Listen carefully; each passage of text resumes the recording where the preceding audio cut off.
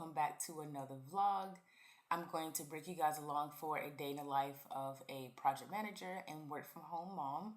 If you guys are new here, hi, welcome to my channel. My name is Ulyssia.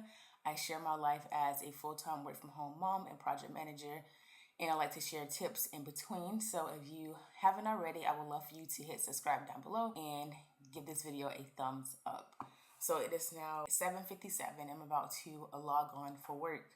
I am running a bit late this morning. I didn't wake up at 5 a.m. this morning to do my workout, so I kind of feel a little off this morning, which is fine. I'm still going to get a workout in a little later in the day. On my lunch break, I do want to do a quick clean of the house, but I also wanted to sit down and answer a few questions that I've been getting down in my comment section. I did try to answer most of those questions directly in the comments, but I figured it wouldn't hurt to address those same questions on a video so that you guys can see and hear it, and hopefully it's valuable for you guys. And although I am sharing my life with you guys, I do want to make sure that my videos are as valuable as possible. So if you have any questions relating to project management or being a working mom, please drop them down in the comments below and I'll make sure to answer them on another video. I think what I'm going to start doing moving forward is we'll have either a lunch break chat, or before I log on in the morning, I'll try to answer some of those questions or give you guys some tips and tricks on what works for me in terms of working at home with my kids. But yeah, I just want to make sure my vlogs are as valuable as possible. But anyways, like I was saying, I'm about to log on for work.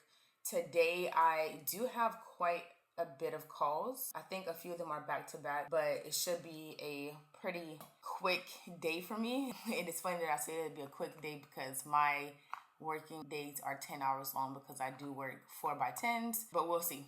I think it'll fly by considering I have quite a few calls that'll help my day go by a lot faster. But Journey is now awake, so I'm going to get her situated, make her some breakfast, probably make myself some boiled eggs as well, and then get ready for my first call at 9 o'clock. So I'll talk to you guys in a little.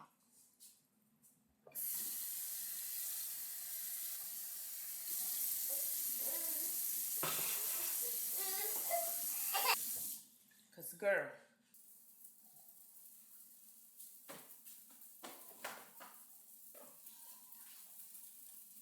using your mom's green sauce. Huh? Using your mom's green sauce.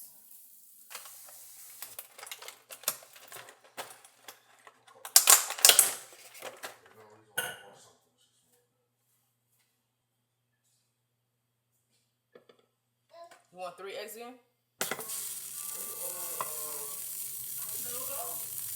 Okay, where do horses go when they're sick? To the hospital! Get it? Hospital? Big time. Pigs will make a noise.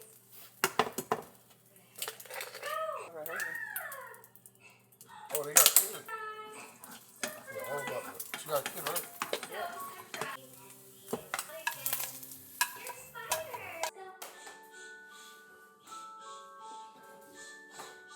Just pulled up to the house, don't feel like getting out.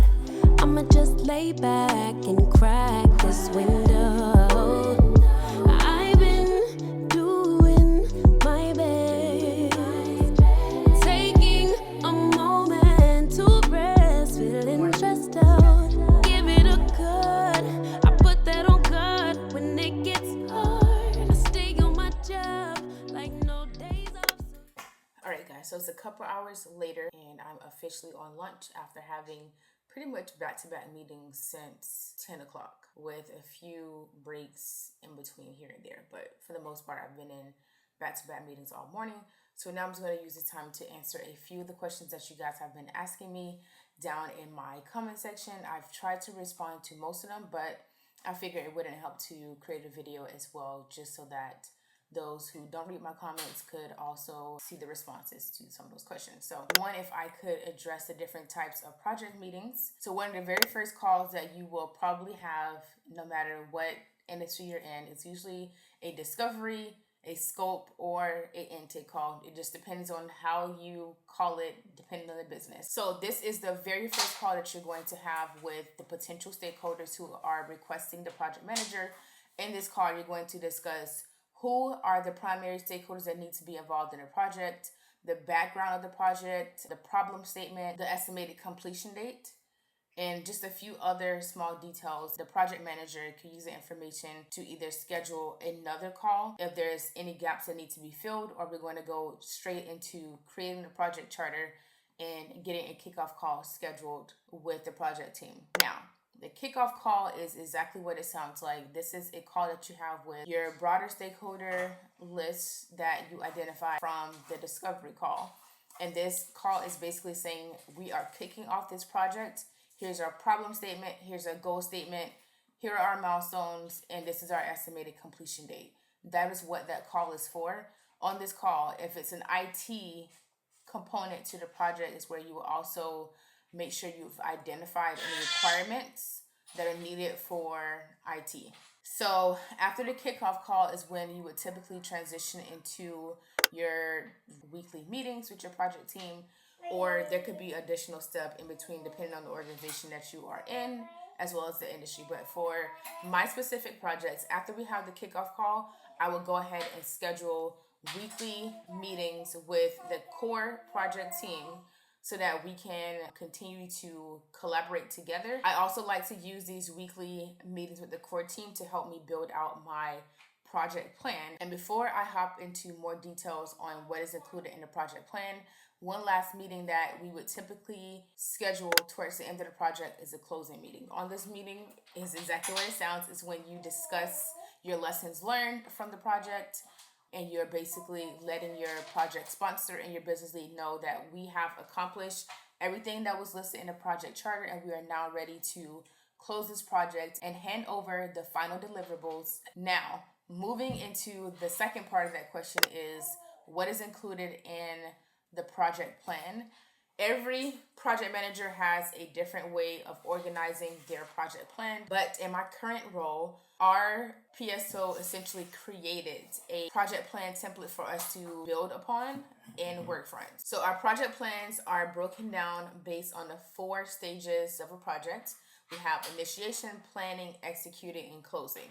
So all of our tasks are already pre-populated for us in Workfront. If you are someone that is starting a project plan from scratch, I would also recommend that you break your project plan out into those 4 different stages based on the project lifecycle. That way you can track which phase of the project that you're actually in, and you can close out each task before moving on to the next phase. Of course, there will be situations where you're kind of like in between phases, and that's okay. But I prefer to have my project plans broken down exactly the way that our PSO has it broken down for us in Workfront. So some tasks that will be included in initiation would be like the discovery call, doing your project charter, establishing your meeting cadence. Those type of things are included in your initiation phase. And in the planning phase, you will have prepping for your kickoff meeting, establishing your project budget. Those type of things will be included in planning. However, I will note that monitoring your stakeholders is something that will occur throughout the project lifecycle. It's not something that's only going to happen in initiation and planning. You will literally be adding and removing stakeholders from your project until you close the project. Just want to put that tidbit out there. But that's just an example of what you should include into your project plan. And of course, for execution, that is going to be project specific, because not every project is alike. Every project is completely different. So the tasks that you include for execution will be different for every project. However, for closing the project, most of the time those tasks will be the same. For example, for my organization, a few of those tasks would be collecting lessons learned. We usually like to give our project stakeholders about a week to respond to our initial email requesting for those lessons learned. And then you have your lessons learned / closing meeting with those said stakeholders and review all the lessons learned that you received. And then from there, we have to present to governance to get approval to actually close the project out. And our governance board, which is another meeting that we also have, and I forgot to mention it earlier, our governance board is comprised of senior leaders who are from different areas of the business, and they essentially approve or deny certain projects to be moved from one phase gate to the next. And again, our organization does supply us with a specific template that we need to follow to make sure that every PM is being consistent with the way that we present at governance. Another question that I've been consistently receiving, sometimes in my comments as well as via email or DM on Instagram, is do I mentor? Unfortunately, I am not in a place right now where I can mentor you guys. I would love to do that because I love being a resource for you, especially if you are a working mom or you are someone that's trying to break into project management. However, I don't have the capacity at this moment to mentor. I would maybe love to do that in the future, but as of right now, that is not something that I'm looking towards doing at the moment. But when I do, I will let you guys know for sure. And another question that I also receive a lot is, how do I balance and manage being able to work from home with my kids? And honestly, I don't. I honestly take it day by day and sometimes even hour by hour. Like today was one of those days where I had back-to-back calls, and in between one of those calls where I had to present, Journey just started randomly crying.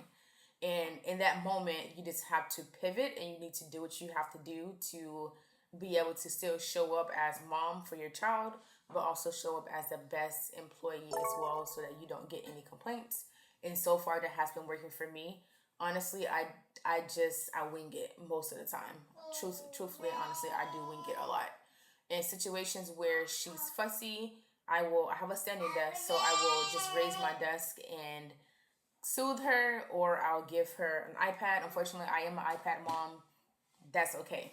There are moments when I absolutely need her to be quiet, and that is the only solution that I have. So I will give her an iPad. It's not for hours and hours at a time that I'm giving her the iPad. It's just for a couple minutes so that I can get what I need to say out before I move on to the next topic in my agenda for that meeting. But yeah, those are the questions that you guys asked me. So I have about 45 minutes remaining on my break. So I'm going to actually, let me show you guys. So I'm waiting for an order from Amazon to come through because today is Jelani's birthday. She just turned 5.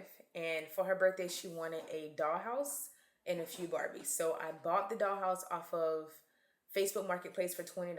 Online, it was 100 and ish change. And if I would have bought that one, I still would have wanted to customize it anyway. So I figured it would be more cost effective to purchase out for $20 and customize it the exact way that I want. So let me show you guys some of the progress that I've made so far. And I'm still not done yet, but let me just show you guys so you can see what I'm talking about.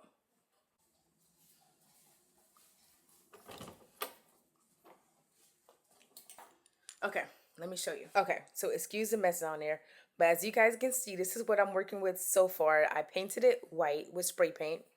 I'm waiting for some peeling stick tile to come today from Amazon so I can do the floors here.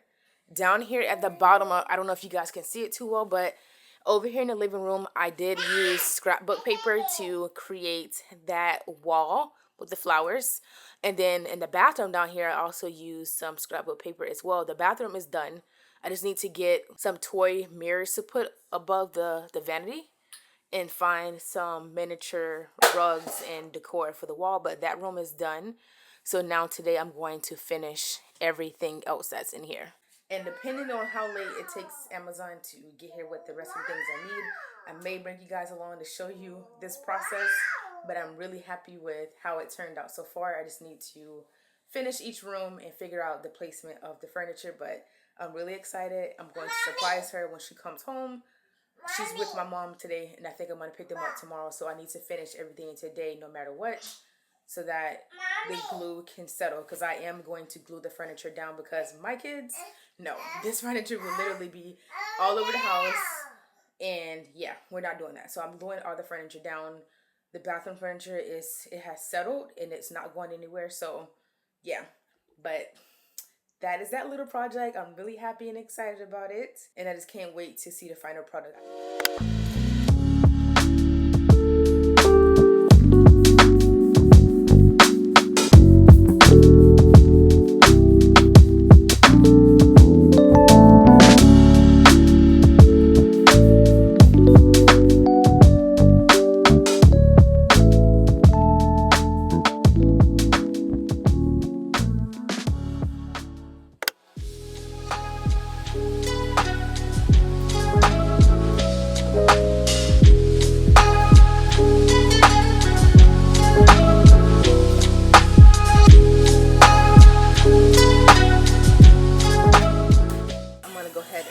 dinner. Tonight I'm making steak, rice, and broccoli, and this is how we're looking so far.